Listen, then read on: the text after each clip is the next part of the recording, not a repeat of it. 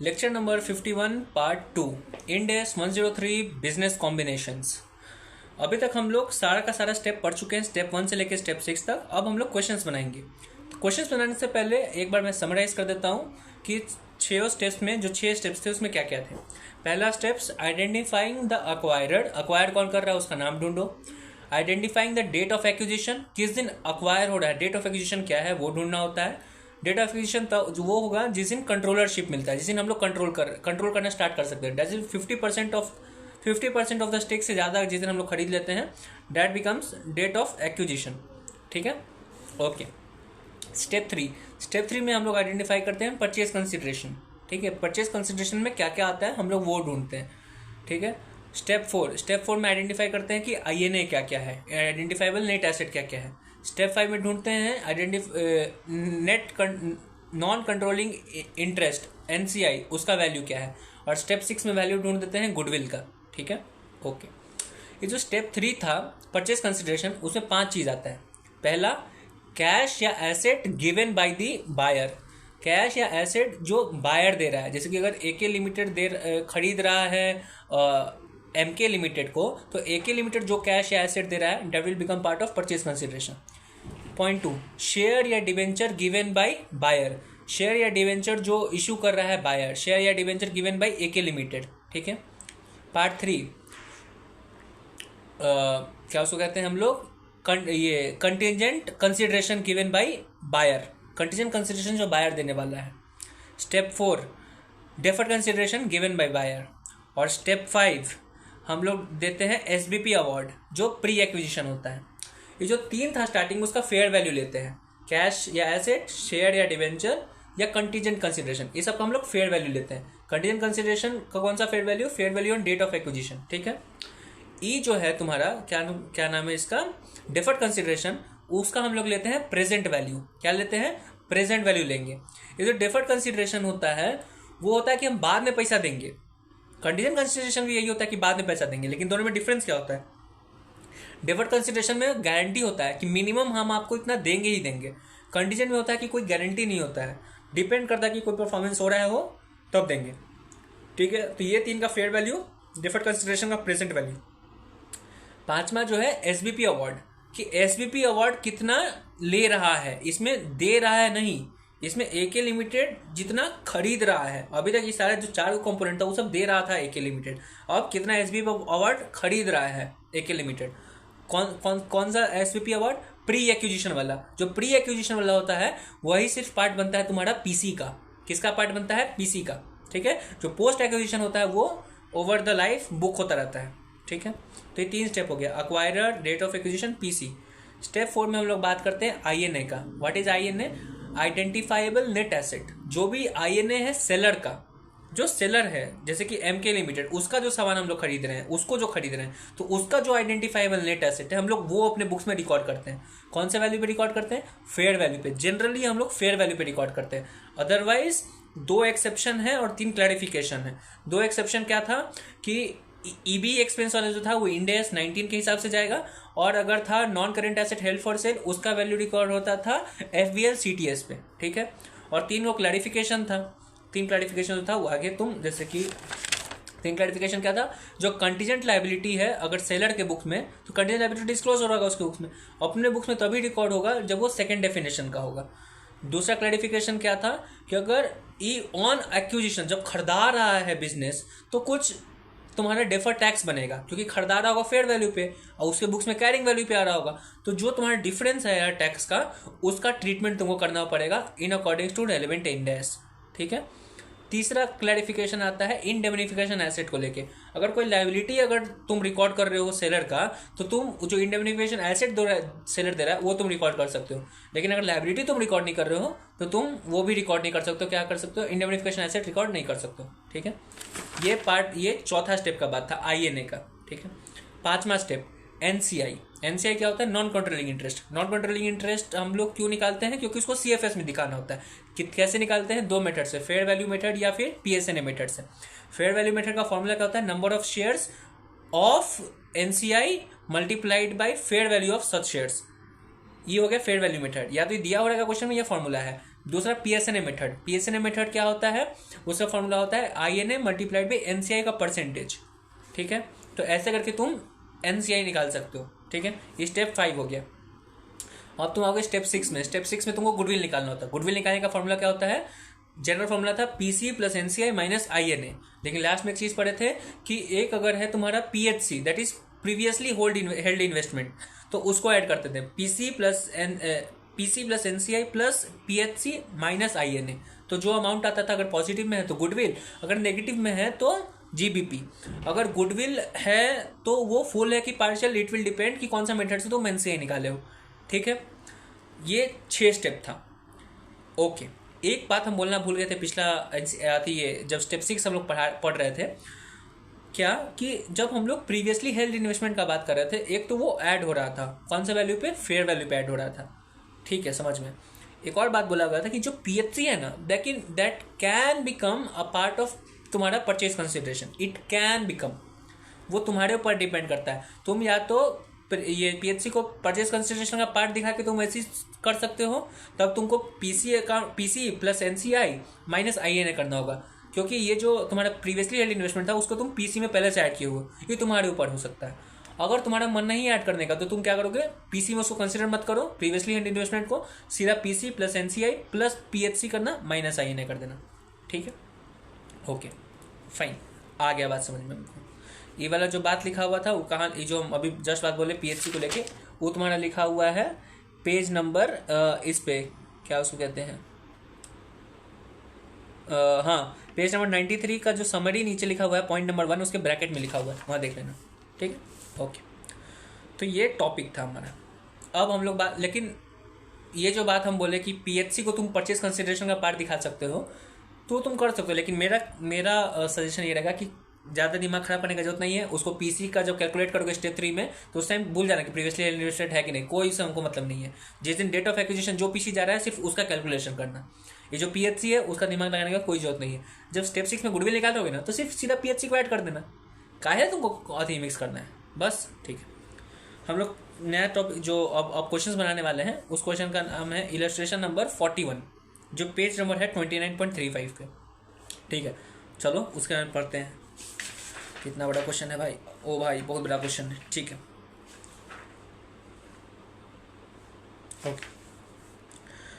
Company A and company B are in power business. दो company है जो power business में है। Company A holds 25% of share of company B का 25% A के पास है, तो क्या A कंट्रोल कर रहा है उसको?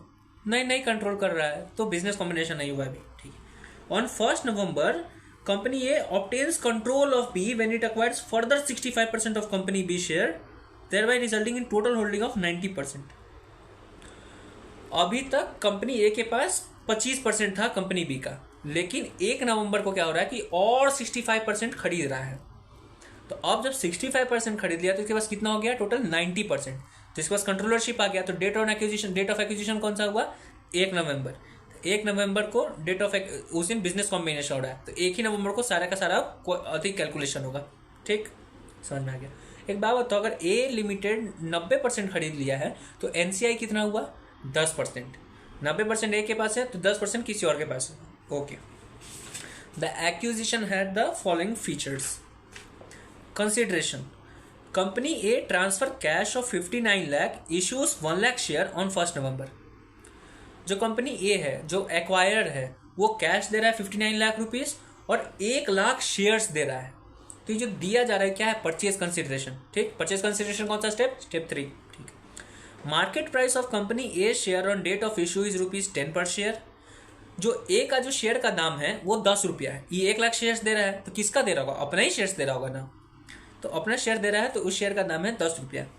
Equity share issued as per this transaction will comprise 5%। ये जो आगे का बात लिखा हुआ तुम्हारे काम का नहीं है अभी, वो आगे हम लोग पढ़ेंगे एक रिवर्स एक्विजिशन करके, उस टाइम हमको ये सब समझ में आएगा। अभी इस क्वेश्चन में इसका कोई अति भी कोई रेलेवेंस भी नहीं है, ठीक है। तो कंसिडरेशन पॉइंट खत्म। दूसरा पॉइंट आता है contingent consideration. Company A agree to pay additional 7 lakh if cumulative profit of company B exceeds 70 lakh over next 2 years। At acquisition date it is not considered probable that extra consideration will be paid. The fair value of contingent consideration is determined to be 3 lakh at acquisition date. इसमें बोल रहा है कि company ए जो buyer है वो seller को 7 लाख रुपया देगी, लेकिन कुछ प्रॉफिट अगर वो कमाएगा तब। तो ये पैसा देगी लेकिन बाद में पैसा दे रही है, लेकिन कब क्यों देगी, बाद में पैसा दे रही है तो डेफर्ड हो गया कि बाद में देगी, लेकिन श्योर नहीं है कि मिनिमम इतना पैसा देगी ही देगी। इट ऑल डिपेंड्स कि वो प्रॉफिट कितना कमा रहा है। तो डेफर्ड कंसिडरेशन नहीं है, कंटीजेंट कंसिडरेशन है। ठीक है, पहला बात क्लियर कि कंटीजेंट कंसिडरेशन है। एक बात बताओ, कंटीजेंट कंसिडरेशन को हम लोग अपने बुक्स में किस पे रिकॉर्ड करते हैं? कंटीजेंट कंसिडरेशन रिकॉर्ड होता है fair value on date of acquisition. तो fair value on date of acquisition क्या है? 3 लाख रुपया। 7 लाख पे रिकॉर्ड नहीं होगा, 3 लाख पे रिकॉर्ड होगा। तो जो कंटीजेंट कंसिडरेशन है, ऊपर का जो कंसिडरेशन था, ये दोनों स्टेप 3 का पार्ट है, परचेज कंसिडरेशन का। ये दोनों उसी में हम लोग कैलकुलेट करेंगे। Okay, very good. फिर आता है ट्रांजैक्शन कॉस्ट। ठीक है, company A page acquisition related cost of 1 lakh रुपया। तो 1 लाख रुपया कंपनी ए एक्सपेंस कर रही है 1 लाख रुपया ऑन एक्विजिशन। जब बिजनेस एक्विजिशन हो रहा है तो 1 लाख रुपया कुछ उसको एक्सपेंस करना पड़ रहा है कंपनी ए को। तो क्या ये परचेज कंसिडरेशन का पार्ट बनेगा? नहीं बनेगा। याद करो, एक बात हम बताए थे कि direct cost on business combination will be expense to PL. Direct cost on acquisition of asset will be capitalize. Asset के ऊपर अगर कोई स्पेसिफिकली कोई का एक्सपेंस कर रहे हैं तो वो कैपिटलाइज हो जाता है, लेकिन अगर कोई एक्सपेंस अगर हम लोग कर रहे हैं बिजनेस कॉम्बिनेशन पे तो वो कैपिटलाइज ना होकर पीएनएल में जाएगा। ठीक है, तो ये वाला पार्ट पीसी का पार्ट नहीं बनेगा, ये पीएनएल में जाएगा। ठीक है। Non controlling interest, the fair value of NCI is determined to be 7.5 lakh रुपया at acquisition date based on market price. Company A elects to measure NCI at fair value of this transaction. Question बोल रहा है कि जो 10% NCI था उसका fair value 7.5 lakh रुपया है। ठीक है, ओके। ये एनसीआई कौन सा स्टेप में आता है? स्टेप नंबर 5 में। स्टेप नंबर 5 पे एनसीआई आता है। परफेक्ट। तो एनसीआई हम लोग कैसे निकालते हैं? 2 मेथड, फेयर वैल्यू या पीएसएन है। पहला प्रेफरेंस फेयर वैल्यू का। कैसे देखेंगे कि पहला प्रेफरेंस फेयर वैल्यू इसमें है, अगर दिया रहेगा तो हम लोग पहले फेयर वैल्यू लेंगे। इसमें फेयर वैल्यू दिया हुआ है तो बस वही यूज़ कर लेंगे, पीएसएन मेथड यूज़ करने का जरूरत नहीं है। बस स्टेप 5 क्लियर। ओके, फिर नीचे आ रहा है previously held NCI interest. Previously held NCI interest, company A own 25% this. इसमें बोल रहा है previously held non controlling interest. तो तुम इस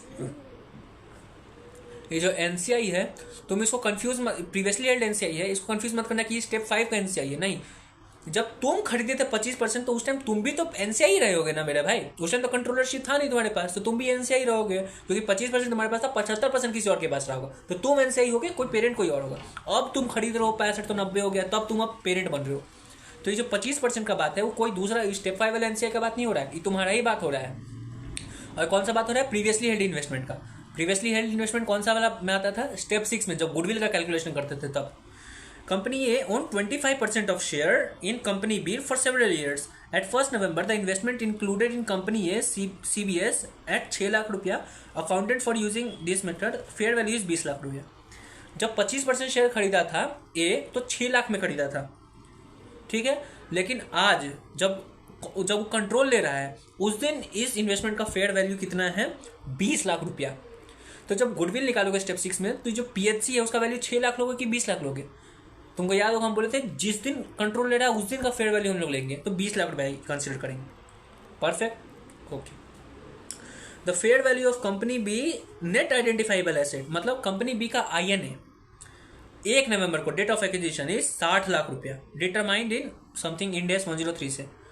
ओके, तुमको आईएनए का वैल्यू पता चल गया, तुमको स्टेप 1 अक्वायरर कौन है, डेट ऑफ एक्विजिशन स्टेप 2 पता है, स्टेप 3 परचेज कंसिडरेशन पता है, स्टेप 4 आईएनए जो है वो भी तुमको पता चल गया, स्टेप 5 जो है जो तुम्हारा एनसीआई है वो भी तुमको पता चल गया, स्टेप 6 गुडविल का तुमको पीसी पहले ही पता है, एनसीआई पहले ही पता चल गया, और प्रीवियसली हेल्ड इन्वेस्टमेंट पीएलसी भी दिया हुआ है तो गुडविल निकल जाएगा अपने आप से। बस लास्ट में determine the accounting under acquisition method for business combination by company A. Company A का जो बिजनेस अकाउंटिंग मेथड है दैट इज मतलब बिजनेस कॉम्बिनेशन में जो अकाउंटिंग होगा दैट इज जो 6 स्टेप्स है वो वर्क करके देना है। बहुत ईजी है, करके दे देते हैं। ठीक है, चलो आ जाओ पेज नंबर किस पे, पेज नंबर आ जाओ 94 पे कॉपी में, इलस्ट्रेशन 41, लेक्चर नंबर 51 पार्ट 2 है। तो वो बोले थे पिछले लेक्चर में कि पिछला लेक्चर था 50 पार्ट 3, ये है 51 पार्ट 2। जो बीच का जो लेक्चर है वो बीच का लेक्चर नहीं है, 50 पार्ट 3 था ना, यही 51 पार्ट 1 है, समझे? ओके, तो कंफ्यूज मत होना। इलस्ट्रेशन नंबर 41 पेज अपना 94 कॉपी में LDR क्वेश्चन। 6 स्टेप्स। पहला step identify acquirer company A. Step 2 date of acquisition 1 November. Step 3 purchase consideration. PC हम लोग अब निकाल रहे हैं, तो परचेज कंसिडरेशन में क्या क्या हम लोग ले रहे थे? एक तो कैश ले रहे थे 59 लाख का, वो लिखो। शेयर दे रहे थे, उसको ले नहीं रहे थे, दे रहे थे। शेयर कितना दे रहे थे? 1 लाख शेयर दे रहे थे और मेरे शेयर का दाम 10 रुपया था, तो उसको हम कितना का शेयर दिए? अपना 10 लाख रुपए का शेयर दिए। कुछ क्वेश्चन में कंफ्यूज कर सकता है कि एक तो तुम जो बायर है उसका भी शेयर का प्राइस दे देगा और जो सेलर है उसका भी शेयर का प्राइस दे देगा, और तब बोलेगा कि परचेज कंसिडरेशन निकालो। तो तुम कौन सा शेयर प्राइस लोगे, सेलर का कि बायर का? बायर का हम लोग शेयर का प्राइस लेंगे ना, क्योंकि बायर अपना शेयर इशू कर रहा है।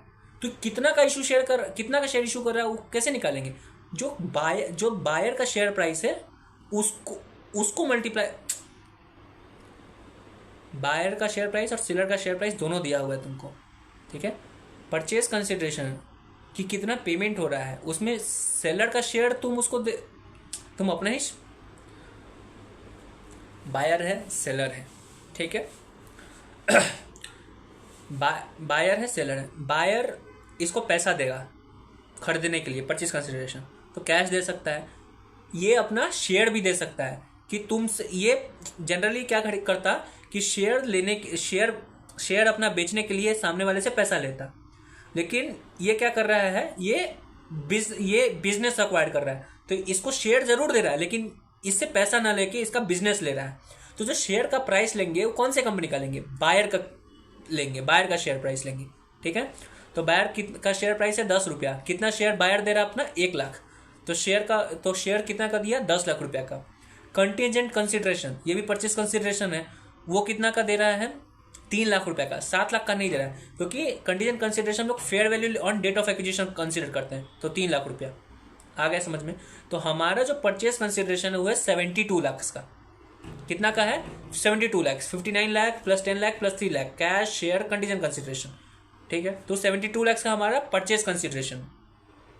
कॉपी में तुम देख रहे होगे कि परचेज कंसिडरेशन को 2 पार्ट में डिवाइड किया हुआ है, 65%, 25%। 25% PHC का, जो प्रीवियसली हैंड इन्वेस्टमेंट है, क्योंकि तुमको लेक्चर के स्टार्ट में बोले थे कि जो प्रीवियसली हैंड इन्वेस्टमेंट है उसको तुम PC का भी पार्ट बना सकते हो। मेरा सजेशन था कि पार्ट मत बनाना, ठीक है। यहाँ पे भी पार्ट नहीं बनाया हुआ है, सिर्फ डिस्क्लोजर दिया हुआ है। सर बोले थे इसलिए हम बना दिए, अदरवाइज तुम 72 लाख लिख के छोड़ देना, आगे करने का जरूरत नहीं, ठीक है। चलो, ये हो गया स्टेप 3, परचेज कंसिडरेशन निकल गया। स्टेप 4 क्या बोलता है? स्टेप 4 बोलता है INA निकालने के लिए। INA तुमको निकालने का जरूरत नहीं, क्योंकि क्वेश्चन में साफ साफ दिया हुआ है कितना है, 60 लाख। और INA कितना पे आता है? फेयर वैल्यू पे। फेयर वैल्यू दिया हुआ है 60 लाख। स्टेप 5 में निकालना है NCI 2 मेथड से, फेयर वैल्यू और PSNA से। यहाँ फेयर वैल्यू सीधा बोले हुए हैं और फेयर वैल्यू दिया हुआ है 7.5 लाख रुपया, तो NCI स्टेप 5 में 7.5 लाख रुपया। स्टेप 6 में आता है गुडविल या GBP का कैलकुलेशन। क्या formula? PC plus NCI minus INA। PHC है तो उसको भी प्लस करना होगा, तो PC कितना है? 72 लाख। देखो यहाँ PC सीधा 72 लाख लिख रहा है, दिख रहा है साफ साफ, इजी ना। यहाँ पे तुमको जो पिछला बोले थे जब स्टेप 3 लोग कर रहा था तो उसमें 20 लाख भी ऐड किया था, लेकिन वो सिर्फ डिस्क्लोजर के लिए था। PC देखो 72 लाख ही ले रहा है, तो PC 72 लाख, NCI 7.5 लाख रुपया, PHC 20 लाख रुपया। तो 65 प्लस NCI का हो गया तुम्हारा 15% प्लस PHC 10%। 65 यहाँ पे हम 10% लिख देते हैं, तो मिस्टेक हो जाएगा, 1 मिनट। ये जो है 10%, तो 65 प्लस 10 प्लस 25 100% हो गया। अभी तुम INA के साथ कंपेयर कर सकते हो, 100% कंपेयर करोगे तो पता चलेगा 39,50,000 तुम्हारा पॉजिटिव है, मतलब गुडविल है। कौन सा गुडविल है, फुल है कि पार्शियल? ये गुडविल है तुम्हारा फुल, क्योंकि NCI फेयर वैल्यू से निकाल लेते हैं। बस आ गया 39,50,000, परफेक्ट, तुम्हारा गुडविल निकल गया, पूरा क्वेश्चन तुम्हारा बन गया, इजी। ओके, जो एक बात बोले थे कि PHC है वो PC का भी पार्ट बन सकता है, तो देखो और करके जब दिए हुए हैं स्टेप 6 में, वहाँ PC को सीधा 90% हम दिखा रहे हैं। अभी जब हम PHC जब दिखा रहे थे तो उस टाइम PC 65% था, लेकिन जब दूसरा में दिखा रहे हैं तो उस टाइम हम लोग PHC ना दिखा के उसको PHC को सीधा PC में डाल रहे हैं, तो PC 90% हो रहा है, 60% नहीं। तो वैसे करके बना सकते हैं, लेकिन मेरा सजेशन है कि 65 PC और PHC को अलग करके दिखाना, ठीक है। ओके, क्लीन एंड क्लियर, समझ में आ गया हमको, ठीक। हाँ, ओके, अब हम लोग ये क्वेश्चन बन गया। अब दूसरा क्वेश्चन पे जाते हैं जो है इलस्ट्रेशन नंबर 49, पेज नंबर 29.42, 29.42 पे आओ। क्या है? ABC limited prepare consolidated financial statement up to 31 March each year. 1 July 11 ABC limited acquired 75% of equity share of JK limited and gain control of JK limited. The issued share of JK limited is 1,20,00,000 equity shares.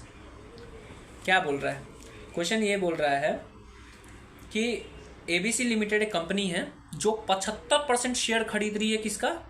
JK limited का। Acquirer कौन है तुम्हारा? ABC limited. कितना percent खरीद रही है? 75%। ठीक है।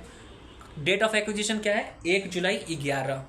ओके, तो स्टेप 1 स्टेप 2 पता चल गया। ठीक, ये जो खरीद रही है शेयर्स, कितना में खरीद रही है नहीं पता है, सिर्फ इतना उसको क्वेश्चन में बोला हुआ है कि 75% शेयर खरीदी है। ठीक, 75% शेयर कितना शेयर खरीदाया? तो बोल रहा है कि जेके लिमिटेड के पास टोटल शेयर है 1,20,00,000 शेयर्स, तो इसका 75% दैट इज 90 लाख शेयर्स खरीदी है। कितना का शेयर है वो नहीं पता है, लेकिन 90 लाख शेयर्स खरीदी है। ठीक है, तो पेरेंट कंपनी के पास कितना शेयर्स हो गया? 90 लाख शेयर्स। तो एनसीआई के पास कितना शेयर होगा? 30 लाख शेयर। अगर 75% खरीद रही है पेरेंट, तो 25% एनसीआई के पास। ठीक, details of the purchase consideration are as follows. Purchase consideration जो पीसी है स्टेप 3, उसका डिटेल दिया हुआ है। क्या? 1 जुलाई 11 डेट ऑफ एक्विजिशन के दिन एबीसी लिमिटेड इशू कर रहा है 2 share for every 3 share acquired in JK limited. क्या बोल रहा है? डेट ऑफ एक्विजिशन के दिन, जिस दिन खरीद रहा है उस दिन पीसी के नाम पे क्या क्या दे रहा है एबीसी इसको? ये अपना शेयर्स दे रहा है। अपना शेयर क्यों दे रहा है भाई? अभी जस्ट समझाए थे कि अपना शेयर देगा तो इसे पैसा लेने की जगह पे इसका तो बिजनेस ले रहा है, इसलिए शेयर्स इसको दे रहा है। तो इसको शेयर दे रहा है। कितना शेयर दे रहा है? इसको 2 शेयर दे रहा है आउट ऑफ 3 शेयर अक्वायर्ड। ये अपना शेयर दे रहा है। क्यों? क्योंकि इसका शेयर ये खरीद रहा है। इससे अगर ये 3 शेयर खरीदेगा ना, तो इसको सिर्फ 2 ही शेयर देगा। इसका बिजनेस 3 शेयर का लेगा और इसको देगा सिर्फ 2 शेयर। शेयर देने की जगह पैसा लिया जाता है, लेकिन ये अपना शेयर दे के इसका शेयर ले रहा है। तो ये अपना 2 ही शेयर दे रहा है और उसका 3 शेयर ले रहा है, क्योंकि उसका शेयर का दाम कम है, इसका शेयर का दाम ज्यादा है। तो ABC limited issued 2 share for every 3 share acquired.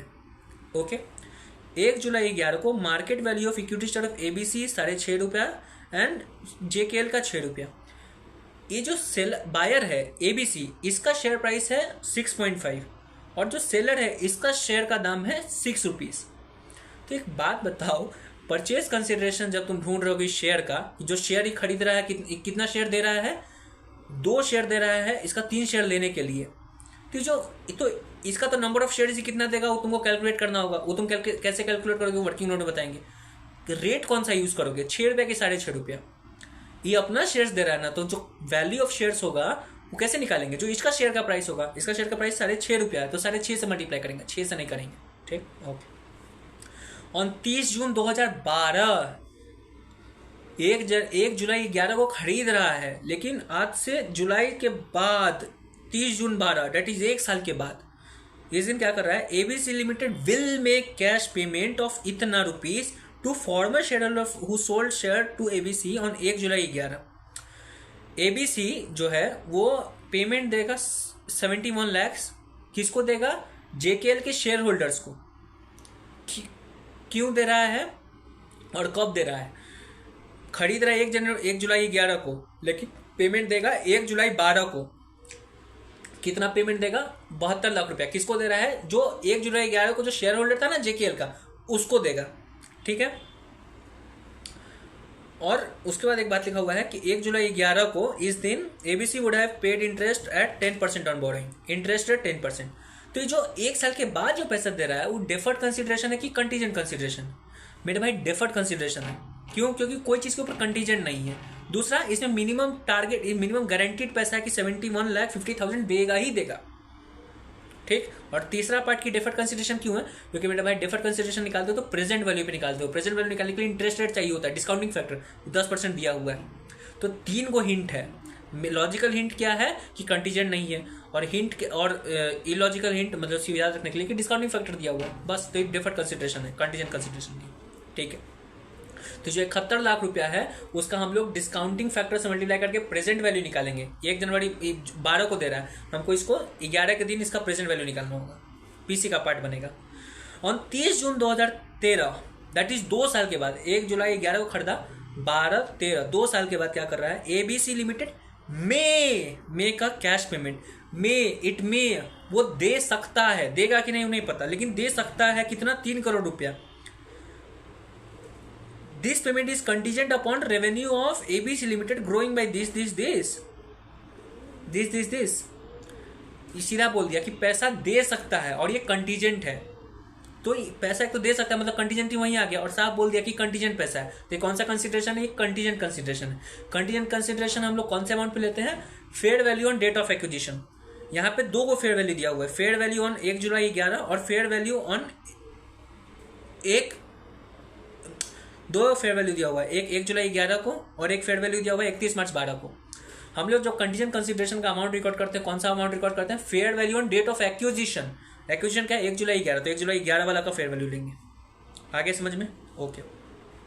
1 July 11 को carrying value of INA, seller का आईएनए, उसका फेयर वैल्यू नहीं, हाँ क्या बोला हुआ है, सेलर का जो आईएनए है, नेट एसेट एंड लायबिलिटी, उसका जो कैरिंग अमाउंट है वो है 6 करोड़ रुपया। कैरिंग अमाउंट 6 करोड़ रुपया है, लेकिन इस आईएनए का फेयर वैल्यू कितना है, 7 करोड़ रुपया। कैरिंग अमाउंट 6 करोड़ है, फेयर वैल्यू 7 करोड़ है। आईएनए हम लोग स्टेप 4 किस पे लेते हैं, फेयर वैल्यू पे लेते हैं, कैरिंग अमाउंट पे नहीं लेते हैं, तो हम लोग लेंगे 7 करोड़ रुपया, ठीक है। The rate of deferred tax to apply to temporary difference is 20%। ये जो लाइन लिखा है कि डेफर्ड टैक्स का रेट होगा 20%, क्यों लिखा हुआ है। सबसे पहला बात, जैसे डेफर्ड टैक्स का बात है तो दिमाग में एक बात आ जाना चाहिए कि कौन सा स्टेप का बात हो रहा है, स्टेप नंबर 4 का बात हो रहा है, आईएनए का बात हो रहा है। आईएनए का पार्ट बनता है डेफर्ड टैक्स, याद करो उसका किस में आता था, ये लोग क्लैरिफिकेशन में आता था। क्लैरिफिकेशन 3 क्लैरिफिकेशन था, उसमें पार्ट 2 में डेफर्ड टैक्स का बात आता था। ये जो डेफर्ड टैक्स आता था वो पार्ट बनता था तुम्हारा किसका, आईएनए का, परचेज कंसिडरेशन का नहीं, तुम्हारा आईएनए का। तो स्टेप 4 में ही काम आएगा, ठीक है, okay. During 9 months ended 31 March 12, JKL had proper expected operating performance, it was necessary to recognize an impairment of goodwill। आगे कुछ गुडविल का बात बोला हुआ है, ठीक है। Compute the impairment of goodwill, 1 minute छोड़ दो इसको, under of ABC limited under both the method permitted by this for computation of NCI in JKL at the acquisition date.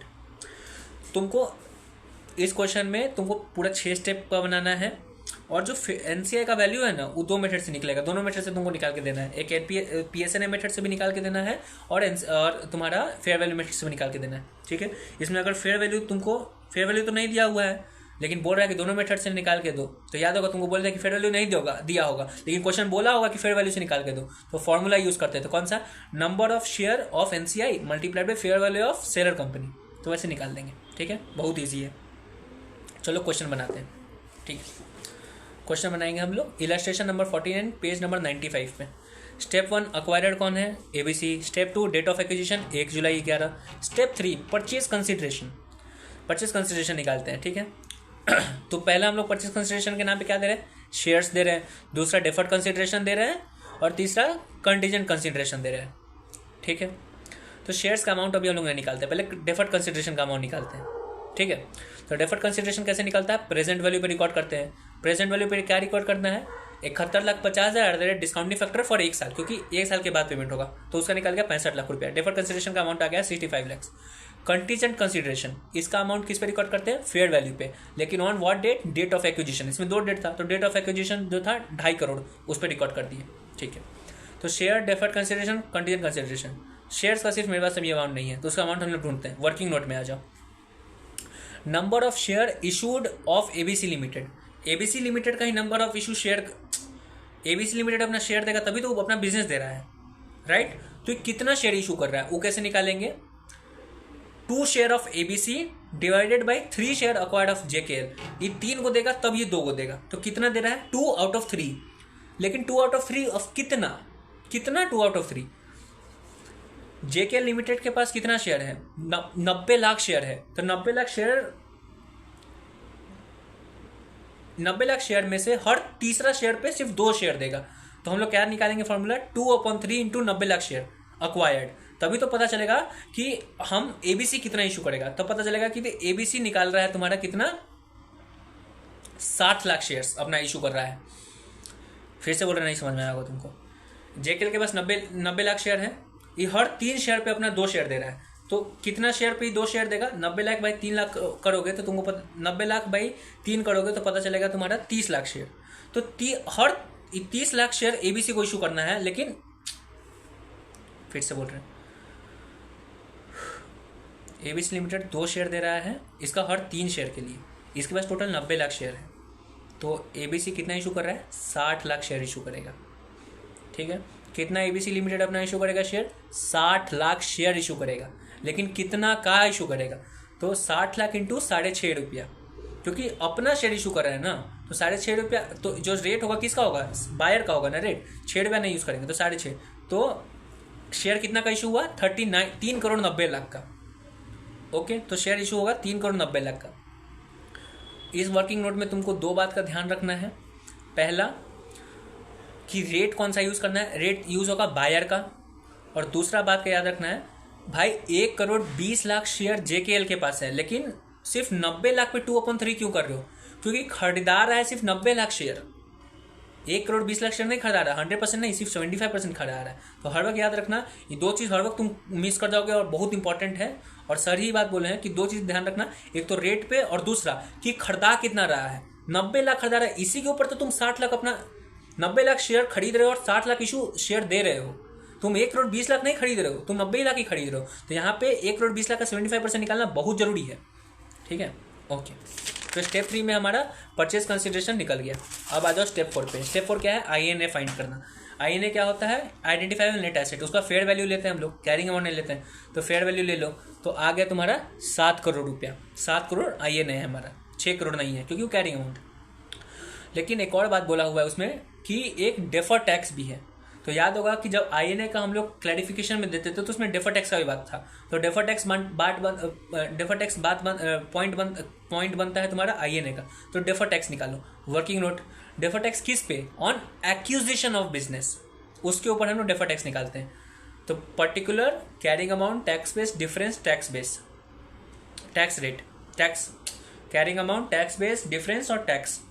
ये जो कैरिंग अमाउंट होता है, कैरिंग अमाउंट का column कौन सा कॉलम होता है, दैट इज फेयर वैल्यू। जिस दिन खरीदार है उस दिन का फेयर वैल्यू कैरिंग अमाउंट बनेगा। ये जो टैक्स बेस है that is equal to the carrying amount of seller. Okay, difference से निकाल देना। तो हमको आईएनए के ऊपर हम नेट एसेट खरीद रहे हैं 7 करोड़ का, फेयर वैल्यू 7 करोड़ है, लेकिन उसका कैरिंग अमाउंट कितना है, 6 करोड़, डिफरेंस 1 करोड़ का। तो टैक्स कितना का बन रहा है 20% के हिसाब से, 20 लाख का। तो एक बात बताओ, जो 20 लाख का जो टैक्स हमारा DTA है या DTL है।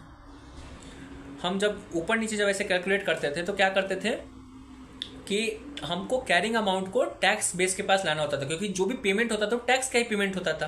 तुमको तो याद है, तुमको टैक्सेबल पेमेंट, तो कैरिंग अमाउंट को टैक्स पे लाना होगा। तो कैरिंग अमाउंट है तुम्हारा 7 करोड़, टैक्स में से 6 करोड़, तो कम करना होगा। ठीक है, कम कर देंगे, लेकिन किसको कम करना है, हमको कम करना है एसेट को, नेट एसेट को कम करना है। तो एसेट को कम करने के लिए हमको DTL बनाना पड़ता है।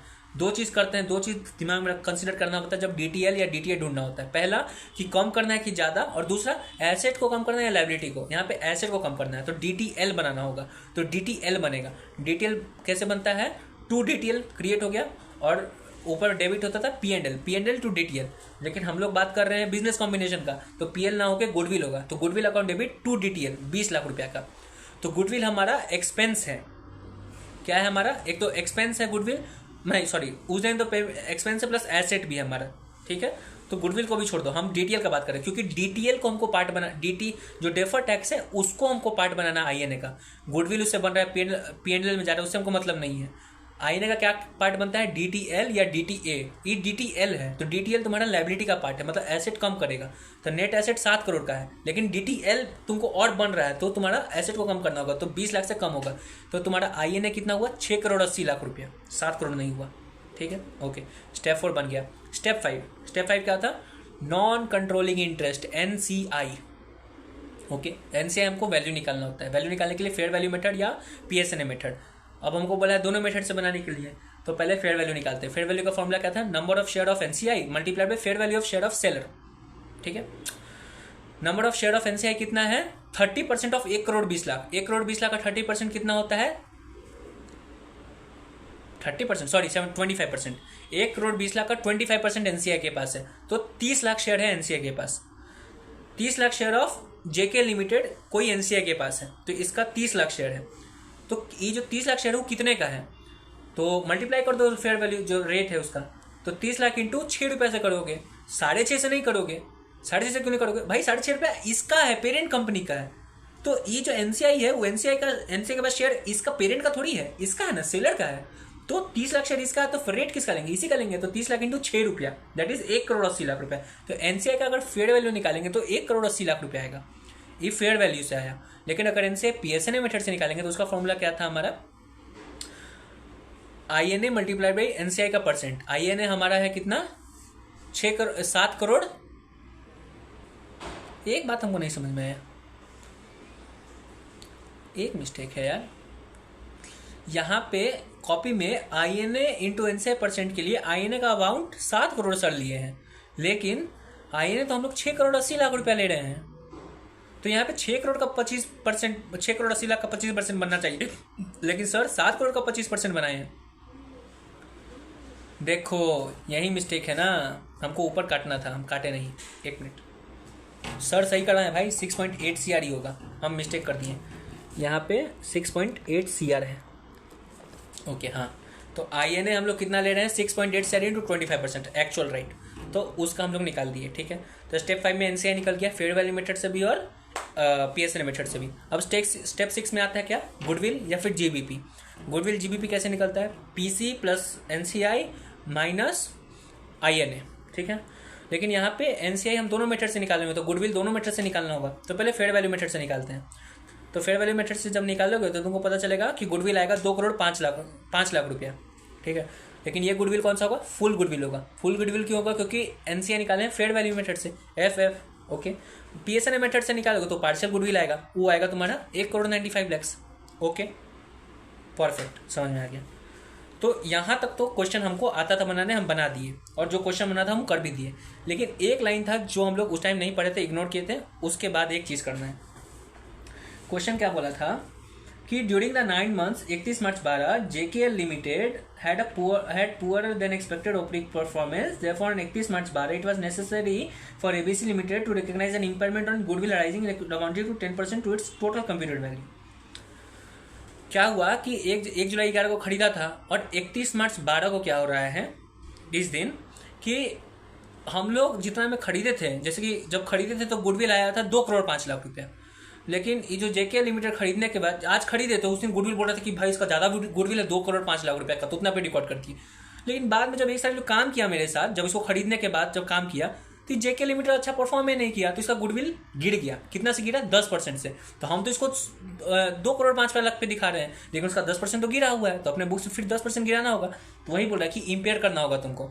तो लास्ट में जब फुल गुडविल या पार्शियल गुडविल निकाल दिया उसमें से -10% करके तुमको निकालना होगा कि एक्चुअल गुडविल कितना होगा, बस, और कुछ नहीं। परफेक्ट, और कुछ इसमें खास नहीं था। ठीक है, इजी। तो ये क्वेश्चन भी बन गया। अब एक सर क्वेश्चन होमवर्क में दिए थे, question number 4, that is on page number 29.62। उसमें हम एक मिस्टेक किए थे ये होमवर्क बनाने पे कि जब स्टेप 5 में एनसीआई निकाल रहे थे ना, तो उस टाइम हम एनसीआई को मल्टीप्लाई कर दिए थे ₹10 से। फेयर वैल्यू हमको निकालना था और उस टाइम फेयर वैल्यू दिया नहीं था, तो फॉर्मूला लगाए थे fair value of number of shares of seller, number of share of NCI multiplied by, हम लोग फेयर वैल्यू कैसे निकालते हैं एनसीआई का, number of shares held by NCI in the seller company into fair value of seller company का shares. तो हम तो एनसीआई का नंबर ऑफ शेयर्स निकाल दिए थे सही, लेकिन जो fair value of seller company था उसको हम 12 रुपया ना लिख के 10 रुपया लिख दिए थे। 10 रुपये क्यों लिखे थे बताते हैं, हम लगता है कहीं मिस कर गए थे। कितना पेज नंबर 29.62 पे, तो तुम ही गलती फिर से मत करना।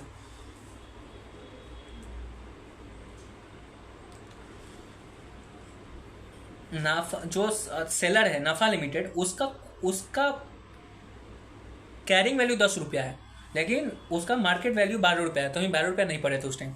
हम ये गलती नहीं कर दिए थे कि जो खरीद रहा था उसका शेयर प्राइस ले लिए थे, नहीं, इसी का था, लेकिन कैरिंग वैल्यू 10 रुपये ले लिए थे। हम उस टाइम ध्यान से नहीं देखे, तो ये याद रखना। अदरवाइज क्वेश्चन सही है, एक बार इसका जर्नल लिख लेना, क्वेश्चन में दिया हुआ है, बहुत अच्छा है। Okay, bye bye.